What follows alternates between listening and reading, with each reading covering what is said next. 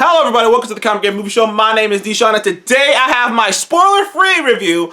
I'm going to do my spoiler review with Seth, who saw it with me tomorrow. So I'll probably post that up tomorrow. I'll post this up tonight and post that one up tomorrow sometime. But this is my spoiler-free review of The Batman. Now, I have had my many worries about this film, and I've had my many complaints that, I wish that Batman could have his more fantastical elements and that he wouldn't be forced to be grounded. But I left all that at the door. Plus, reviews have come out. I've seen a lot of reviews, and some people are calling this a masterpiece. Some people are calling this a masterpiece. Some people are calling this the definitive Batman, the best Batman, the DC's greatest, the greatest DC film of all time. This is better than The Dark Knight. This is better than anything. Marvel has never topped anything this film has ever done. I ain't going that far. This movie ain't in my top 10. Well, it might be. It might be. I don't know. But I don't think so.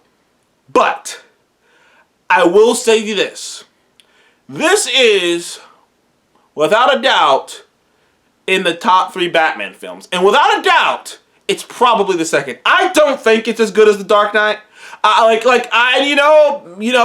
All things can be, there's arguments to be made. There's some great, we can get back and forth to that. I don't think, and that's coming from the guy, by the way, which, in case you think that I'm like, I made a video called Why the Dark Knight is, I made a video talking about how some aspects of The Dark Knight is overrated.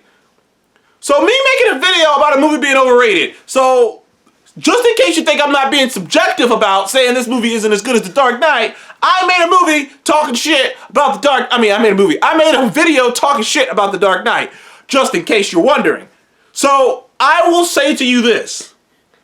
I do not think this movie is quite as good as The Dark Knight. It's not that far behind The Dark Knight. It's not quite as good. Because I do think that Nolan had a better, what's the word I'm looking for? Nolan structured the movie a tad bit better. But that's just me kind of coming up top. Overall, I ended up walking away from this movie, and you know what? It's one of the times where, while I don't think this movie is a masterpiece, I'm not even sure. Not even sure. Is it? It's not that far behind Spider-Man No Way Home 2. But I have very conflicting thoughts on this film.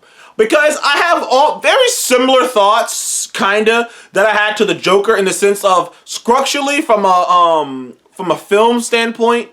From the score was amazing, the way it was shot, the way Gotham was depicted was great, and all the acting across the board was great. There are decisions and things that are done with the characters that I probably would have done something differently with. I really am over Brawler Batman. Don't get me wrong. I know, but I'm just oh man, can Batman ever be just a badass ninja again? Does he have to just be a brawler? I'm just Batman should be fighting fucking Daredevil. Captain America kicks more ass than Batman does. But I digress. There are aspects, but those are small things. But overall, because this is spoiler free, so I'm trying not to give anything away, I did enjoy Robert Pattinson as Batman. I had my worries. I thought he was going to be really emo, which he was, but he wasn't as emo as I thought he was going to be doing his Bruce Wayne. Even something that I had heard about, Bruce Wayne not being that big of a part of the movie and it really being more Batman oriented. I kind of dug that. Even him not being the playboy and whatnot, I went into the film to actually dislike that. Because I heard about it and I was that doesn't make any sense to me. It doesn't make any sense. If Bruce Wayne isn't this public billionaire playboy, then it no longer makes any sense that no one would just immediately know that he has to be Batman. There's only a billionaire, a billionaire who is rarely seen, and he's never been seen at the same time as this vigilante who's got all this high tech. What moron wouldn't leap to that conclusion? But it didn't bother me as much as I thought, because the angle they were going for is he's still angry. He's still in his phase where his anger is frontward. Batman always feels he's angry, but it's kind of buried. It's kind of I don't know, his anger is just like the coal, and like, he just kind of gets some of it. He gets what's necessary to fight whatever fight he needs to fight. And he's like, but this version of him is so early in his career, he's just 2 years in, that he hasn't quite figured out how to contain it, and he's just like all rage all day. So like, he's just like, I don't gonna, he's not even thinking about those kind of details, because he's just so angry still. And once I accepted that this is an early Batman, that this is him he's in his early stages, he's still angry still, I was like, okay, you know what? I can accept that. I can accept why he's not out and about doing things. I can accept that by the end of the movie, you get the feeling that he's going to try to do more. You get the feeling by the time they come up with the sequel, which has already been greenlit, that by the time that comes out, he will be the playboy, Bruce Wayne. He'll have maybe more better technology. I also really like that all of his gear, it was kind of like it's kind of a do-it-yourself gear. Like, all of it looks like something you could have put together. He put together himself, including the Batmobile, which, while I had my reservations about before, I ended up enjoying the Batmobile, what he did with that. And I love the fact that he put it together himself. And they kind of layered it throughout the first 30 minutes to an hour of the movie, where you just see the pieces of the Batmobile in the background and him slowly kind of piecing it together when off screen. I dug the Riddler. I really dug the Riddler. Though he had this annoying thing he did, I'm not going to hold that against him. I really dug the Riddler. I really dug the whole Zodiac killer thing they were doing with him. And I love that they gave him a different thing, because Riddler in the comics, for the most part, is just some disgruntled dude who thinks that he's better, who thinks that he should be treated better than he is, and thinks that he thinks he's so smart, and he wants to test everyone, and that's his real thing. It's just an ego trip for him. Whereas this version of the Riddler, they do have seeds of that version of the Riddler, the ego trip, the one that just proved he's smarter than everyone else. But at the heart of this version of the Riddler, he was someone who was screwed. Don't want to spoil it. He's someone who's screwed. He's doing what he is doing. Why he is killing these people. There's a good reason behind it. There's a logical reason behind it. You understand why he's doing it, how he got to this point, and them giving him a more complex reason to do what he's doing. It actually helped out a lot. It made that character more three-dimensional. Catwoman in this movie, she's great. The actress who plays her did a great job. Though I will argue that the big problems with this film, they're other than the nitpicks that I can come up, other than the nitpicks that I have with just the direction he took with some of the characters, the big nitpick I can have is that this movie is probably a little too long. This movie's too long because there are aspects of this film that I think could have been cut. There are long pauses, long shots. Lots and lots of long pauses and long shots.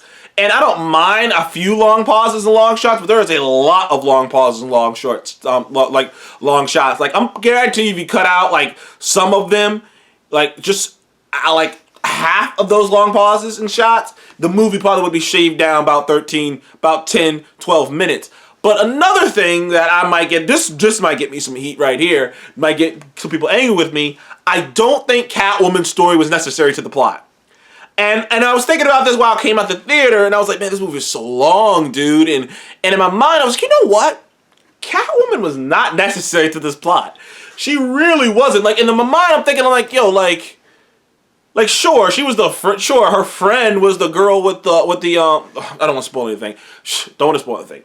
But in my personal opinion, Catwoman her actual entire story arc was not actually necessary to this plot. And if you shaved it out, you'd shave off about 10, 25 minutes, something of that, of screen time.